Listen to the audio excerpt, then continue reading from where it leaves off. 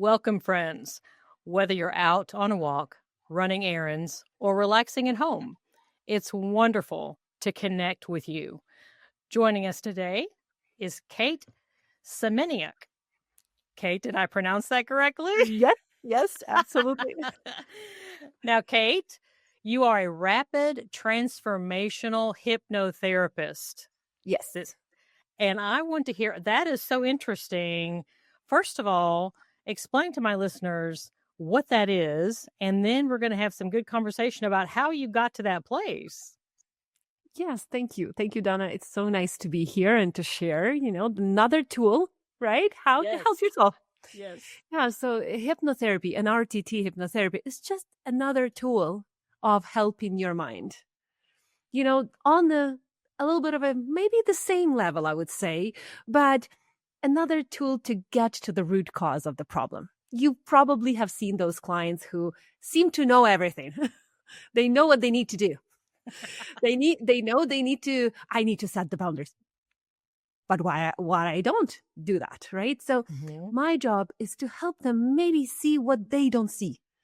Some of the core beliefs and maybe some compensations and adaptations that the mind did in the subconscious mind that is holding them back from already doing what they want to be doing. So hypnotherapy is that tool. And that's how I became a hypnotherapist, because I couldn't figure out why I am not doing what I need to be doing.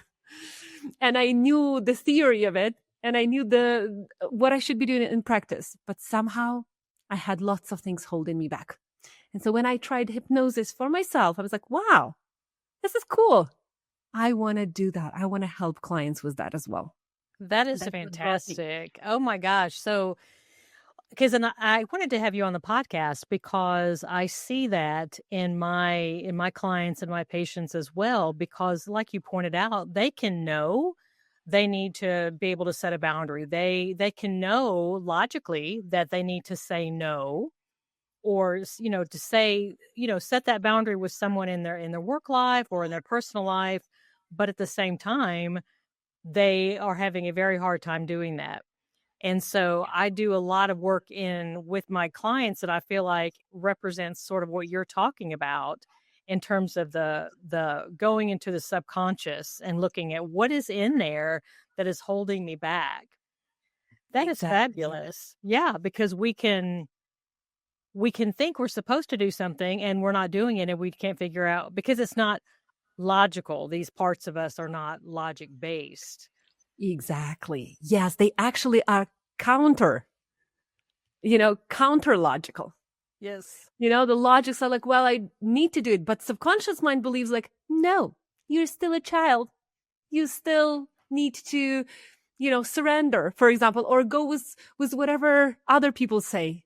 Or you still need to please. You still need to make other people happy. I always tell my clients, you make people happier if you really want it. But happy is their job.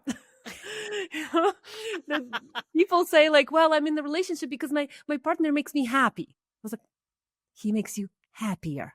Happy to make yourself happy is your job. I love it.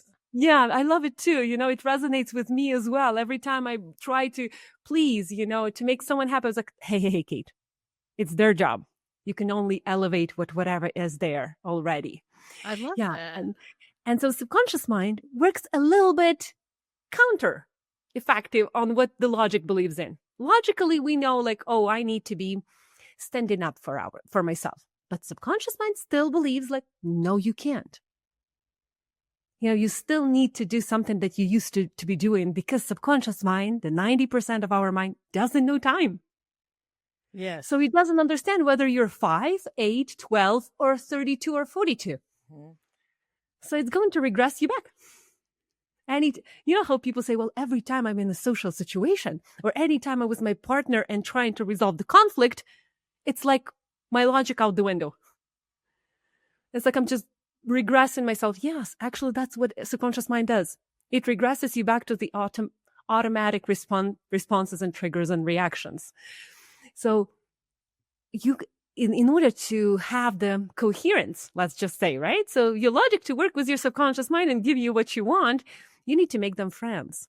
to not reject one part of it or reject other part of it, but actually make them friends, to understand one part and the other part as well. That they Lovely. both are having a good purpose for you. They do. They both. But do you find that so many people are more, I don't know, they have more comfort with the logic because they don't understand the other side? Yes, I agree 100%. The people, like, if I can rationalize it, I'm good. I'm safe. And whatever is there in these emotions and feelings, that's something complicated. Let's not go there. Let's rationalize everything. And there, I don't know what we can do. We can drink a little bit more wine, we can suppress it a little bit more, all the things that we use to numb it, shut it down, because it's just because of the lack of knowledge. That's it. Mm-hmm. If you knew how that part of me works. Yeah. Well, and between our logical mind, the neocortex, and the limbic system, the hippocampus, the amygdala, all of that, the emotions are a lot stronger and a lot faster. I mean, if you had to pit the logic side against the emotion side's going to win every time because it's so much stronger and so much faster. So it's definitely within it's worth it to be able to take some time to have some comfort with that, to figure out what's going on. Now, let me ask you, how much, when you talk to your clients, because I find that when we start delving into this, fear seems to be at the core of the vast majority of the issues of why people aren't doing what they want to do in life. What has been your experience with that? Same. And that's why I niched in fears. I actually even have the YouTube channel. It's all on fears. Because that's what I found it's such a strong emotion, for sure, right? It's such a strong, I would say, combination of emotions, right?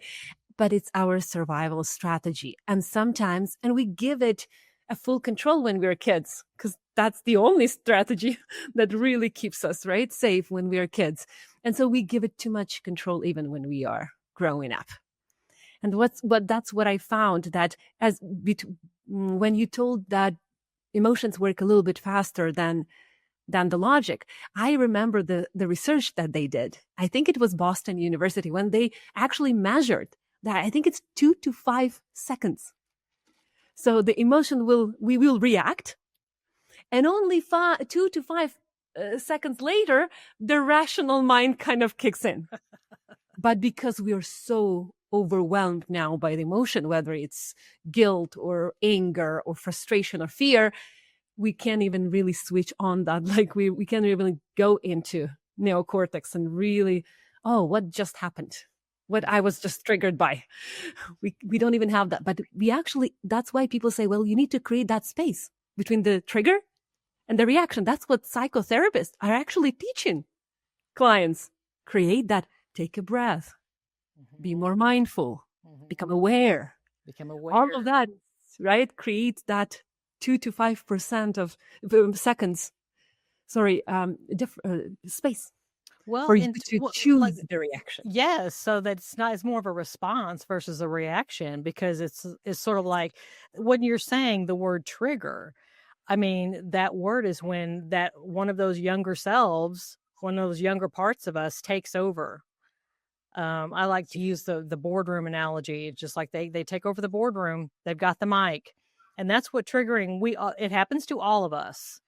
So it's just like, do you think like when you're explaining to your clients and to listeners that we have out there right now that are really thinking this is interesting, and they're hearing it and they're remembering how they've experienced something in their life where they had a reaction that was excessive or something that was counterintuitive to what they thought they would actually going to do. But here comes this big, strong reaction, and they remember doing that. Maybe it was yesterday, maybe it was last week, maybe it was last month, and they're listening to what you're saying.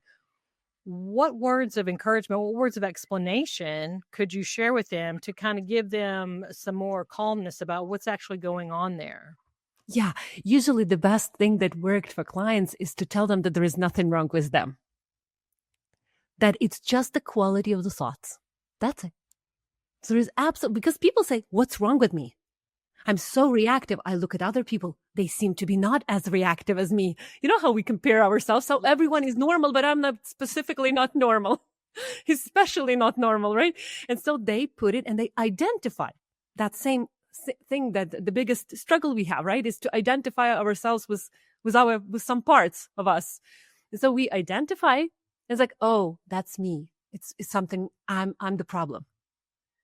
No, you're not the problem. The thinking is the problem, but thinking is a flexible thing. So that's what you can change. Mm-hmm. And that they love it. I was like, oh, that there is nothing wrong with me. What? I didn't know that. So they love that. Some clients who have done talk therapy, they come to me already knowing that. And that's wonderful.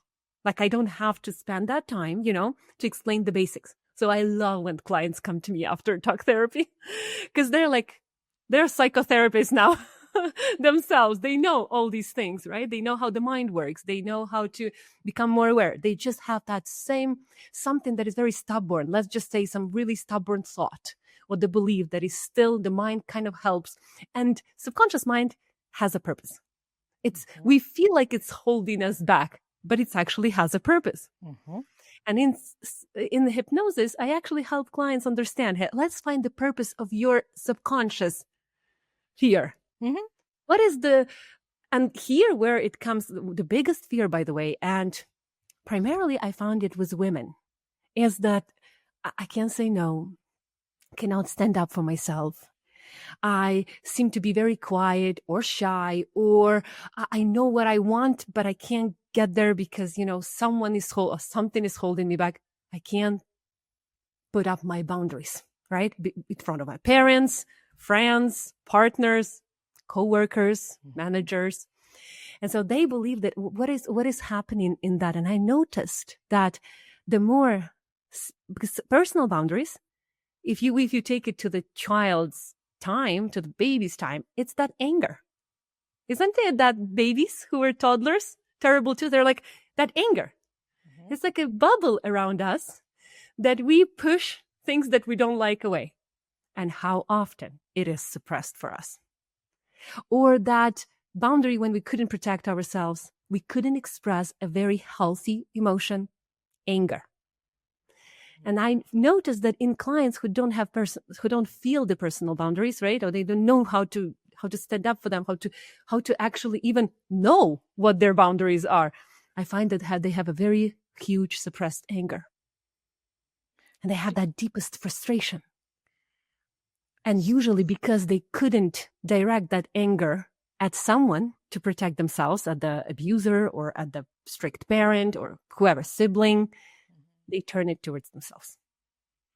And now we have an inner critic, an inner judge, a guilt, a shame, a blame. We have like a whole lot of things that we punish ourselves with. Yeah. Well, and I'm glad you mentioned that word punish, because I was wondering, do you feel that when we were younger, and like you said, the anger was a very natural emotional response, you see it frequently in 2-year-olds, 3-year-olds, do you feel like that as people get older, and I'd like to hear if you notice if there's any gender disparities as well, do you feel like that our anger gets punished along the way?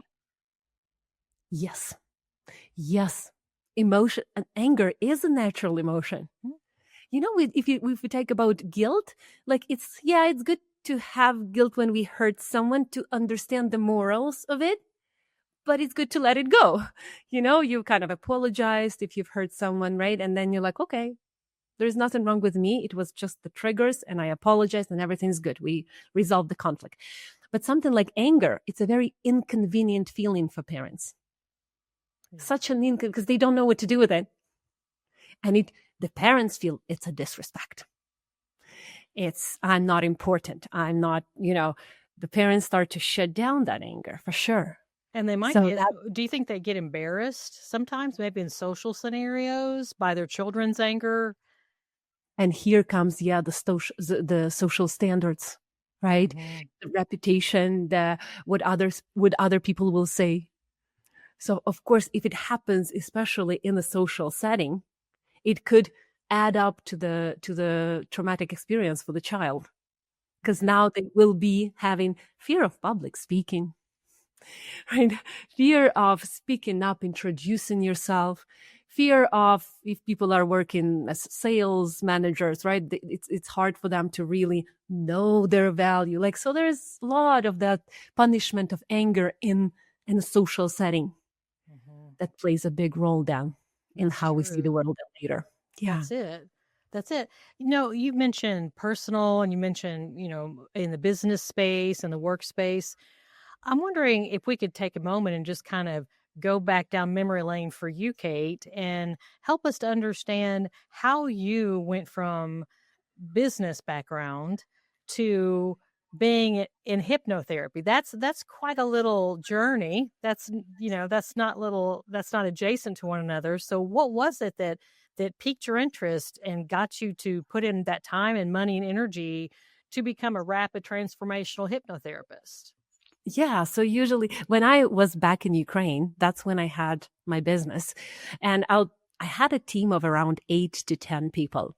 And I remember they did whatever they wanted with me. I was that because I really didn't know how to separate leading and managing, right? Processes and people's schedules and people and their and desire to be liked. I had a strong desire that I want to be the best business owner so all my employees love me. Here where our personal boundaries come in. And I put I paid a big price for that. And people sometimes need to see the reality that I paid such a huge price to not set those boundaries. Yeah. And so in 3 years, complete burnout.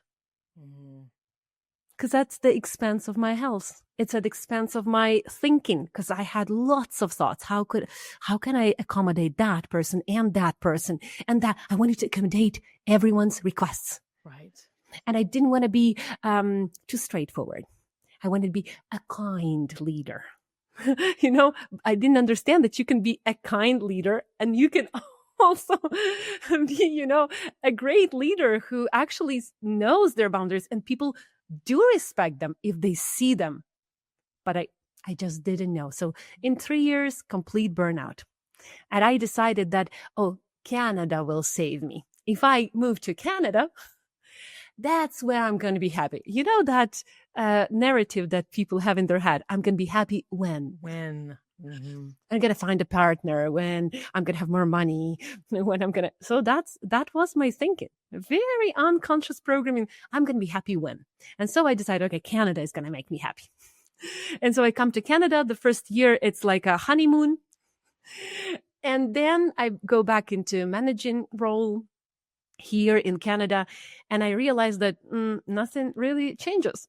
Kate works a lot of hours, more hours than other people, works like a horse, trying to. And let me pause you for just a moment and say, based on how you're describing this and the people that I've talked to as well, that behavior pattern seems like people gets taken advantage of a lot. Because they're like people, they can put stuff on you and you're not going to say anything. You want to be nice. You want to be liked. And so, they figure that out and they're like, here, why don't you do all of this and this and this? And it gets just very obnoxious after a while. Yes. And, I'm not sure if they are doing it because they really want to take advantage of it. Is I allow it. I allowed it. Oh, Kate is so nice. Oh, she's so good. Kate, you're our best employee. You're so good. They knew how to, to put that honey on my heart, and my emotions. So, and I allowed and allowed and allowed. And I know that if I became more aware of it and I did put boundaries, I think it wouldn't decrease the respect or the love of others to me. But I thought it will. I thought that I'm going to lose people. I'm going to lose the job and all of these things. And that's when I realized that, things didn't change. The country didn't change the patterns. The country didn't change my limiting beliefs. And the country and the immigration and the change of environment didn't actually change the way I think about people and about myself. That's when I went into therapy. And so therapy helped a lot to actually understand, oh, I do have a mind. And that mind can be used very effectively. And a couple of sessions, I just realized that I want to test and sample and experiment. And that's how I tried hypnotherapy. So why not? And I loved it so much. And I decided to pursue. And that's when I lost a lot of my friends, lost a lot of my connections. Because Kate now wasn't that convenient. You know, at some point, I remember comparing myself. I'm like an application. You know, I'm like an application. People have it on their phone. They use it. You know, an app, yeah. I feel like an app. I feel like an app, like, you know, that just does all the functions, you know, it cooks, cleans, parents, works, provides, right? But what about me? Mm-hmm. And later on, I realized, like, oh, my body was talking to me. You know, the pain, the physical pain, it has a purpose. Yeah. And it has a purpose that I'm going to make you unaware of this world and so aware of this pain that there is no other place you go but inside. And that's how I decided to pursue working with the subconscious mind. That is amazing. Now, I know, like, I do talk therapy, but also regression therapy as well, if it's needed because of trauma issues. And you have to get to the why. Why isn't someone able to set a boundary? Why isn't someone able to stand up for themselves? When it doesn't seem logical, it's emotional. But I tell you what, I really like the fact that you call yourself a rapid transformational hypnotherapist, because there are a lot of people that they might need some help with something, but they have this idea that getting help is going to require years and years and, you know, months and months. And they just we don't live in a time where people are wanting to allocate a lot of time for something. I mean, let's be honest. We want to get it done. We want to get it done quickly. I mean, we all think like this. And so help my listeners kind of understand where the rapid part, and what does that mean, rapid, really? Yeah, technically rapid means that in one session, you can understand the root cause, you can connect it to your current problems, and you can understand how to look at it from your adult mind. And as you look at it from your adult mind, you understand that, oh, what is now? What is available to you now that it wasn't available to you at 8? And so we compare and connect, and then I help them reframe it. And in a light, relaxed state, they don't look at me. They don't look how I react to what they say. They're more inwards than if they look at me and they're like, oh, how is she reacting? Should I say that or not? You know, we have this kind of filter. And when they close their eyes, the filter is less intense, or it's actually absent at all. So they are able to really connect and see. And then I help them understand why their mind, why their subconscious mind is holding, why it's still there, why this fear or anxiety or panic attacks, what are they trying to do? And usually 3 things: to protect, to punish, and to prioritize.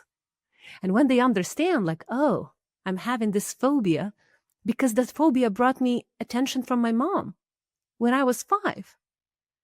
And so right now, oh, is it still playing that purpose? And they realize, like, but I don't want that. And so they get that understanding, a very quick, rapid reframe. Mm-hmm.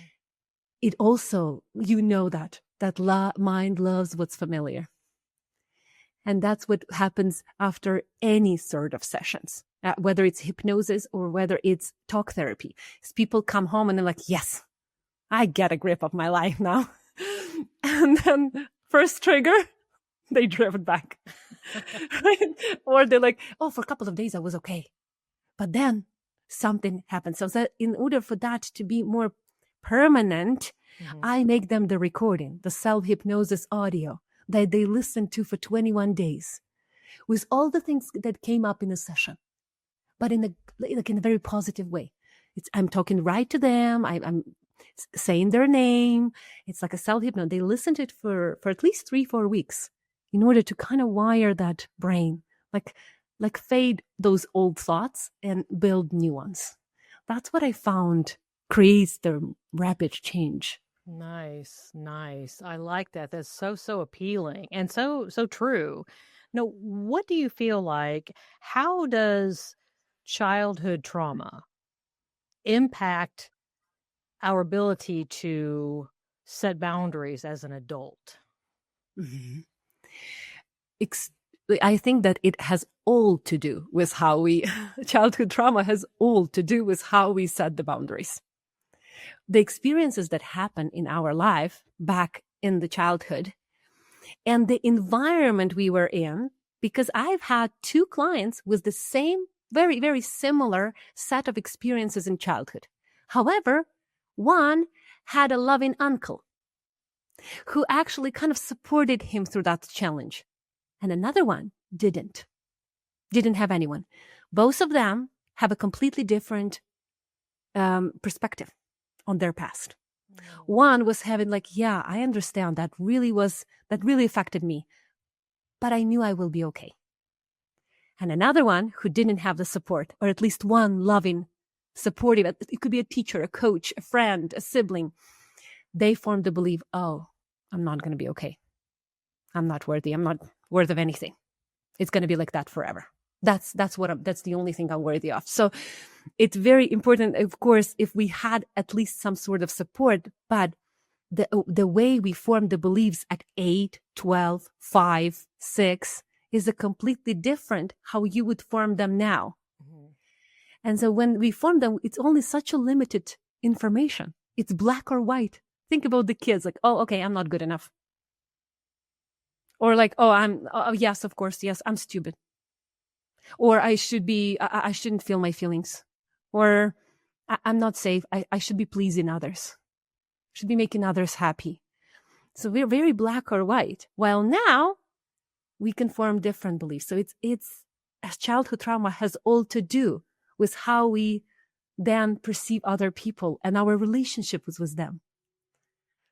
So I see that because I do regression as well. So I see how those experiences impacted the way they see the world. And they still see that the way they saw that at 6, 8, or 9. And isn't it amazing when you have a client and they begin to understand their point of view and how they're viewing a certain relationship through a 6-year-old's eyes. And when they finally get it, they're like, oh my gosh, it's really fabulous. It's incredible. I love that one question. When they connect things, I was like, I want you to look at this memory. This memory, she or he is 5.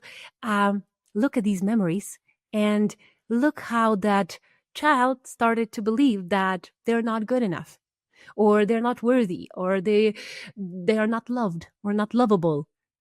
Look at that right now and see, is there anything wrong with that child? They're like, no, but it feels like that. And I always remember Tara Brach, her phrase. She's a meditation teacher, and she's a psychotherapist as well. And she says, our thoughts are real, but they are not true. Most of them are not true. They're real, that, but they are not true. Yeah, exactly. Right. Think about every thought creates some sort of a reflection in our body, right? But that doesn't mean it's true. So I tell clients that look at this memory and see, is there anything wrong with that child? They usually say, no, the child just wanted this and this and they just had the needs that were not met. I was like, look at this 42-year-old man, what you can give yourself that you couldn't give at 5. And they're like, oh, I have a house and a car and a freedom and I'm not trapped. And no one can touch me without my permission, and no one can abuse me, or no one can, I don't have to be friends with all the 30 kids in the class anymore. I don't have to please others, right? Mm-hmm. I can actually say, no, I can choose my friends. Mm-hmm. There are so many people, and I help them with that reframing. Look at how many people in the world. What are your chances of finding a good friend or a new friend or a new relationship if they are just after divorce or separation, right? So they're like, yeah, there is an abundance of people, in this world. So I'm totally safe. I'm okay. I'm going to be okay. And so that reframe, I'm spending quite a bit of a time to really disconnect the beliefs of a child and what's available right now. I love that. And it's so needed, and it impacts all of us because we were all kids once and we all came up with beliefs. And in reflecting back on a comment that you said earlier about the thoughts, I have a t-shirt that a friend of mine gave me and it says, "Don't believe everything you think." So Yeah. before we go, I wanted one last, maybe a piece of encouragement or comfort that you could give my listeners that are thinking, I hear you and I hear what you're saying and it all makes sense, but the word hypnosis freaks me out a little bit because I've got this idea of somebody quacking like a duck up on stage. She's going to put me under and I'm going to do weird things, or then I'm going to get out somewhere and do something strange. And it's some kind of hoodoo voodoo, because there are some people that have that impression of hypnosis and hypnotherapy. So I want you to take just maybe a minute or so and kind of give them some comfort of what hypnotherapist, what they really do, what hypnosis really is, so they can feel like, oh, that's okay. I can go do that. I can get access to that too. Yeah. Usually, hypnosis can be entertainment hypnosis and a therapeutic hypnosis. And a lot of people, they don't know where is the difference. Entertainment hypnosis is the play on the suggestibility of people. They are excited on the stage. They kind of, they would love to, unconsciously, they're very curious. And when you become very curious and interested, you can become very suggestible.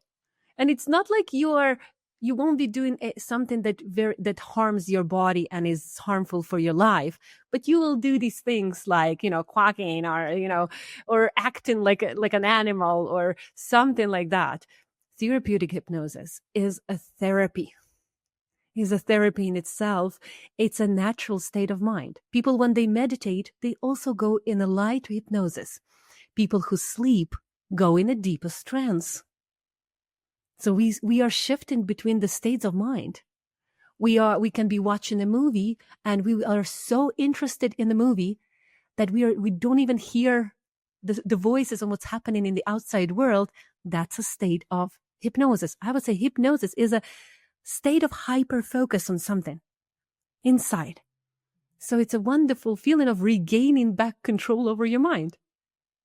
It's not a mind control. It's your own control over your own mind. So, because when you look at these things like, oh, okay, I have this belief and this sort of belief, it's incredible.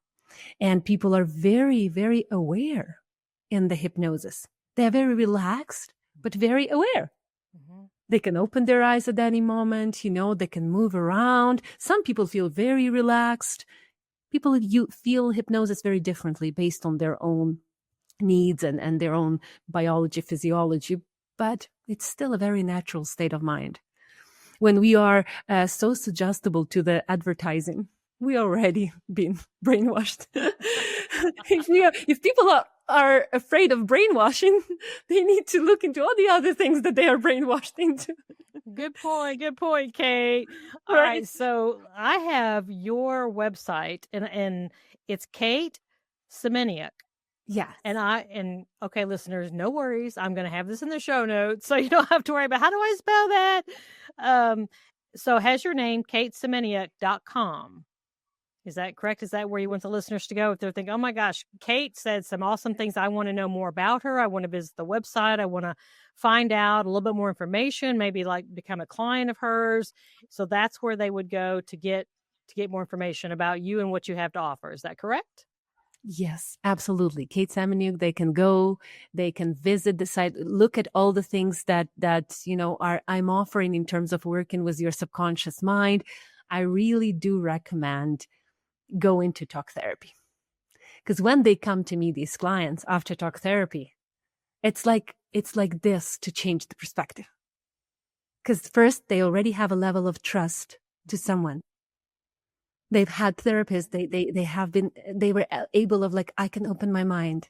Yes, I can open my heart and what hurts. It's wonderful.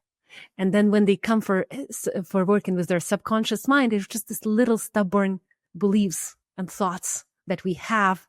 They're still having some purpose. So you find out the purpose, you let it go. It's much easier. to live the life. So I'll be happy for you to visit, everyone who's listening, to visit the website, see what is hypnosis. There's so many. There's a Q&A that I put, and I made them by myself to actually put there all the questions that the clients are worried about.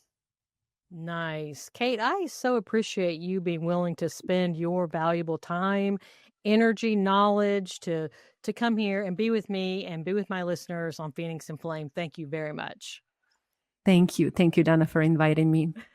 All right, guys, I know you have heard multiple things Kate say today that you're thinking, wow, I know the perfect person. Have a friend, I have a relative, I have a coworker that needs to hear exactly what Kate is doing, what she said.